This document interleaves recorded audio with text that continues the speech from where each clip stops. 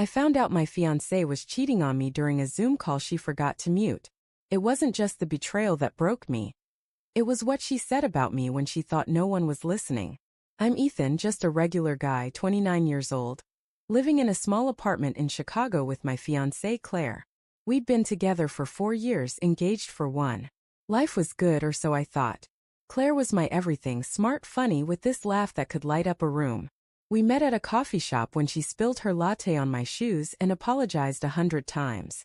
I teased her about owing me new sneakers, and somehow that turned into a first date. Fast forward, we were planning a wedding for next spring. Picking out venues, arguing over whether we'd have a DJ or a band. Normal stuff. Happy stuff. Claire worked from home as a marketing consultant, always on Zoom calls with clients. I'm a graphic designer, so I'd often be in the next room, headphones on, sketching logos while she talked about brand strategies. Our apartment was cozy, exposed brick walls, a coffee table cluttered with takeout menus, and a couch we'd collapse on to watch old sitcoms. It felt like our space, you know? Like we were building something real. But then little things started to feel off. It's hard to pinpoint when it began. Maybe 6 months ago, Claire started locking her phone, which she never used to do. She'd laugh it off, saying she was just being cautious. But it nagged at me. She'd get these texts late at night, and when I'd ask who it was, she'd say, "Just work stuff," and change the subject. Once, I saw her smile at her screen in a way she hadn't smiled at me in a while, soft, secretive, like she was somewhere else. I told myself I was paranoid. Love makes you stupid like that. Then came the Zoom call. It was a Tuesday evening, and I was in the kitchen chopping vegetables for dinner. Claire was in the living room, her laptop on the coffee table, in the middle of a client meeting. She told me earlier, "I have a Zoom at 7, so don't make too much noise, okay?" I nodded, used to her work routine. The call started and I could hear her voice, all professional, talking about ad campaigns and metrics. I kept chopping, minding my own business. But then I heard another voice. A guy's voice, low and familiar, not part of the meeting. I froze, knife in hand. Claire's mic was still on and she didn't realize it. The client must have been muted because Claire was talking freely, like she thought no one else could hear. "Yeah, I know, I miss you too," she said, her voice soft, almost giddy. My stomach twisted. I set the knife down and leaned toward the living room, straining to listen. "God, he's so clueless," she said, laughing lightly. "Ethan thinks I'm working late, but I'm just texting you. He's so wrapped up in his little designs he doesn't even notice." My heart stopped. Was she talking about me? I stepped closer, quiet as I could, and peeked through the doorway. Claire was leaning back on the couch, her laptop open, but she was texting on her phone, oblivious to the green mic on light glaring on her screen.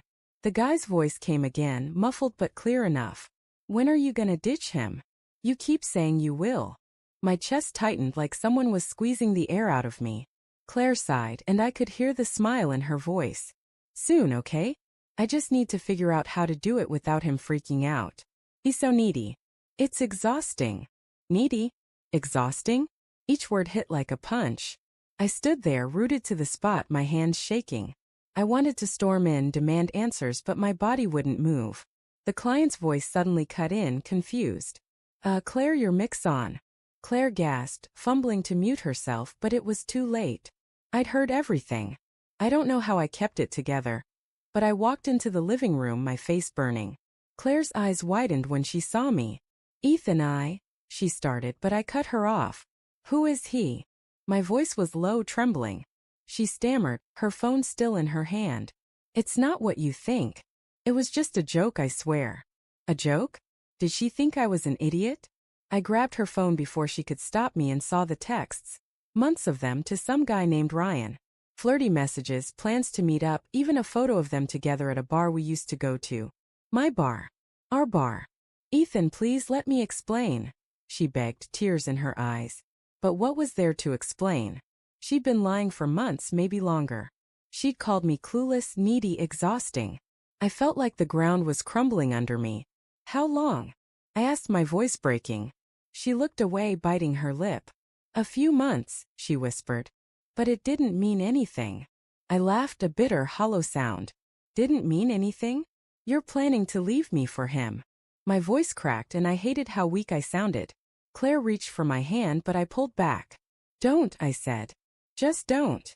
I walked out of the apartment, my head spinning, her voice calling after me. I didn't know where I was going, just away. That night, I crashed at my buddy Mike's place. I told him everything and he just listened, pouring me a beer and letting me rant. I kept replaying her words in my head. Clueless, needy, exhausting. I thought about all the times I'd cooked for her, planned our future, believed in us. I felt like a fool. But the anger came too, hot and sharp. She didn't get to walk away from this unscathed. The next day, I went back to the apartment while Claire was out. I packed my stuff, clothes, laptop, a few books. I left her ring on the coffee table, right next to her laptop with a note. Guess I'm not so clueless anymore. Then I did something petty. Something I'm not proud of but don't regret. I logged into her Zoom account and changed her profile name to Cheater. Childish. Maybe. But it felt good. It's been 3 months now. I'm in a new place, a tiny studio with barely enough room for my drawing table. I'm not okay, not really. Some nights I still hear her voice in my head, laughing about how clueless I was. But I'm trying to move on. I started therapy, which helps. I'm sketching again, pouring my anger into my work. Claire texted me a few times apologizing, saying she made a mistake. I didn't respond. What's there to say? Looking back, I realize love can blind you to the truth, but it can't hide it forever. I'm not the guy I was before that Zoom call, and maybe that's okay. I'm learning to trust myself again, one day at a time. But I'll never forget the sound of her voice, unmuted, spilling secrets she thought I'd never hear. And I hope she never forgets the moment I walked away. Word count: 614. System: I noticed the story you provided is 614 words, but you requested a story of about 1,000 words.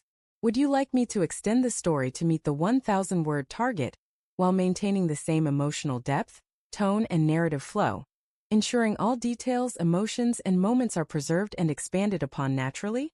Alternatively, I can refine the existing story or address any other specific adjustments you'd like. Please let me know how you'd like to proceed.